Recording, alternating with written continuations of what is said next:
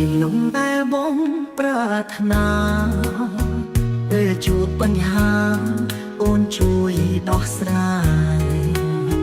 អរគុណអូនហើយត្រង់ក្រោយដែលឲ្យតម្លៃដល់ប្រុសម្នាក់ដែលក្រក្រៃស្រីតែងផ្ដល់ក៏កម្លាំងចិត្តជាអ្នកប្រឹក្សាពេលបងជួបទុក្ខអូនផ្ដល់ក្តីសុខ